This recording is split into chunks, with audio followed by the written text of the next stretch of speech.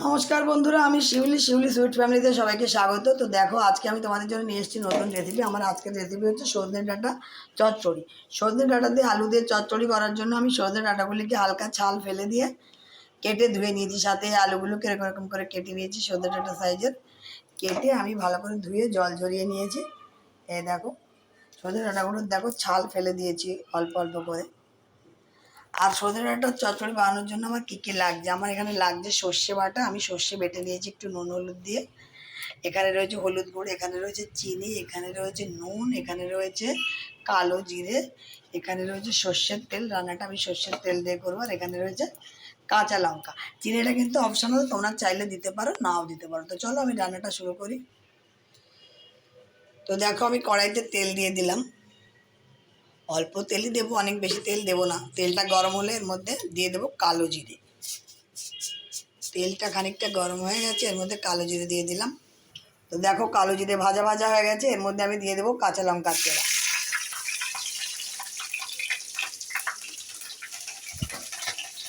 আমার কাঁচা লঙ্কা ভাজা হয়ে গেছে, এর মধ্যে আমি সজনে ডাঁটাটা দিয়ে দিই। এগুলো কিন্তু একদম কচি সজনে ডাঁটা। এর মধ্যে দিয়ে দেবো আমি 1 চামচি মতো নুন দিয়ে দিলাম। 1 চামচি মতো নুন দিলাম। 1 চামচি মতো হলুদ গুঁড়ো দেবো। আর অল্প একটু চিনি দেবো। চিনিটা কিন্তু অপশনাল, কেউ চাইলে দিতেও পারে, নাও দিতে পারে। আমি টেস্টিংয়ের জন্য দিয়ে থাকি। এবার আমি ভালো করে মিশিয়ে দেবো।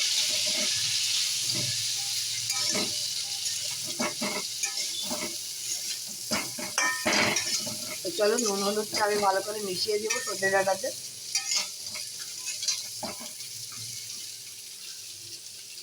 তো দেখো বন্ধুরা, নুন হলুদ তো ভালো করে মিশিয়ে নিয়েছি। এখন আমি দিয়ে দেবো জল। অল্প একটু জল দিলাম, বেশি জল দিইনি।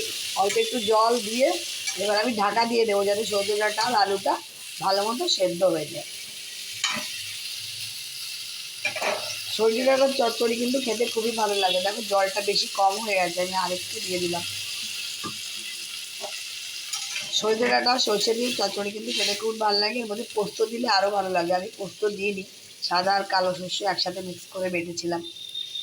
তো চলো, এবার এটাকে আমি একটু ঢাকা দিয়ে দিই। তো দেখো, গ্যাসের জোরটা কম করে আমি 10 মিনিট ঢাকা দিয়ে রাখলাম।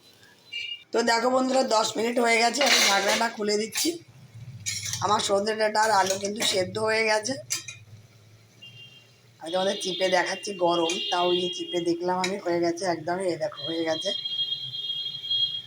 আলু আর সজনে ডাঁটা দুটোই একদম সেদ্ধ হয়ে গেছে। এবার আমি দিয়ে দেবো এর মধ্যে সর্ষে বাটা। তো দেখো, এর মধ্যে দিয়ে দিচ্ছি এই 1 চামচি দিলাম। 2 চামচি মতো দেবো, বড় বড় চামচি এটা।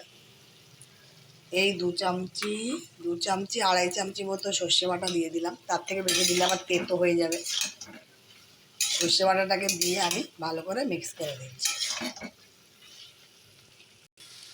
তো দেখো বন্ধুরা, সর্ষে বাটাটাকে আমি ভালো করে মিক্স করে দিয়েছি। তরকারিটা একটু মাখো মাখো হয়ে গেছে, যেই সর্ষে বাটাটা দিয়ে দিয়েছি।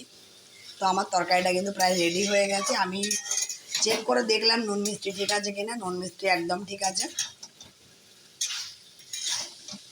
মাখা মাখা হয়ে গেছে। এখন আমি তরকারিটাকে নামিয়ে নেব। সজনে ডাঁটা চচ্চড়ি কিন্তু খেতে খুবই ভালো লাগে গরম ভাতের সাথে। খুব একটা ভালো রেসিপি সজনে ডাঁটা আলু দিয়ে চচ্চড়ি। চাইলে তোমরা পোস্তও দিতে পারো, আমি পোস্ত দিইনি। অন্য একদিন পোস্ত দিয়ে বানিয়ে দেখাবো। তো চলো, তোমরাও কিন্তু এইভাবে সজনে ডাঁটা রান্নাটা ট্রাই করতে পারো। একদম কম সময় লাগে আর খেতেও খুব ভালো হয়। কচি কচি সজনে ডাঁটা তো একদমই কম সময় লাগে। আমি একদম গ্যাসে জোরটা সিমে করে দিয়ে রেখেছিলাম, তাই জন্য 10 মিনিট লেগেছে সেদ্ধ হতে। তো চলো, সজনে ডাঁটা রেডি হয়ে গেছে, আমি নামিয়ে নিই। তো বন্ধুরা দেখো, আমি নামিয়ে নিয়েছি। সজনে ডাঁটার চচ্চড়িটা কত সুন্দর দেখতে হয়েছে দেখো। তো তোমরা অবশ্যই বাড়িতে এইভাবে ট্রাই করো, খেতে কিন্তু খুবই ভালো লাগবে। খুব কম সময়ে রান্না হয়ে যায়।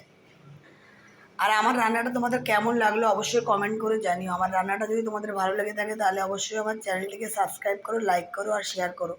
পাশে থাকা বেল আইকনটিকে অবশ্যই অন করে দিও, যাতে নতুন কোনো ভিডিও আপলোড করার সাথে সাথে তোমাদের কাছে নোটিফিকেশান পৌঁছে যায়। তো চলো, আজকের মতো টাটা, বাই বাই। অন্য কোনো দিন ফিরে আসছি অন্য কোনো নতুন রান্না নিয়ে। ততক্ষণ তোমরা ভালো থেকো, সুস্থ থেকো।